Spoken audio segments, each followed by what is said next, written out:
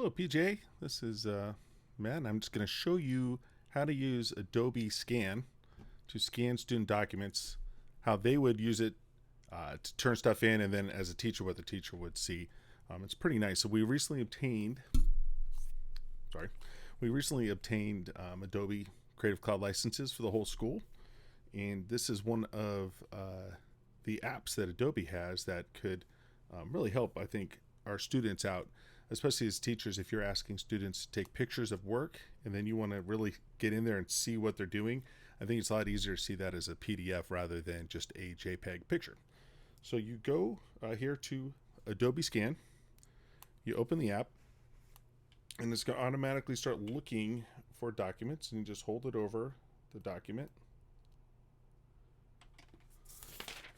Once it takes a picture, you can adjust the corners a little bit, and if you're happy, hit continue. It'll search for another one, so you could do multiple pages at once. I'll just do one more.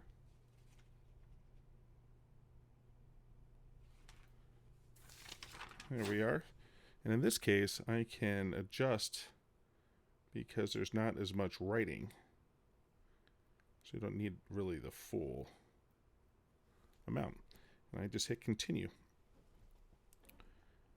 Once I'm happy, I could hit that bottom right corner and it'll take me to the scan. If I hit the little pencil button, which is the edit button, I could change the title, the name of this file. So I encourage the kids to change the name and maybe add the date. And you could just press it and it will add the date, which is really nice. Hit OK, and now it's got a name. There are some things I could do in terms of tools down below. I can add a page, reorder, add some color, clean up. For now, I'm pretty happy. I'm just going to hit Save PDF. Once it's saved, it saves it to my document cloud, which is part of my Adobe Creative Cloud license. Everybody has got 100 gigabytes in the cloud. But for us, really, to share, this is on a family phone or parent's phone. They just click the share button, and the easiest thing to do is just share a copy. You could email it to yourself, but if you have an iPhone, the kids can get in there and just share it into their Google Drive, which is probably the easiest thing to do. They click on the Google Drive. They go here in My Drive. They can go to Classroom, and they can, in this case, I'm going to put it into the demo folder, the demo class folder. I'm just going to hit save here. And now you have to hit upload. You'll see the little blue status line, and now it's uploaded. So I can get out of this. And now if I go into the student's Google Drive, I go to Classroom, and I go to demo. There is the assignment I just uploaded as a PDF ready to go. And as you could, I think you could see here, it's a lot easier to read. Adobe does a nice job of the scanning.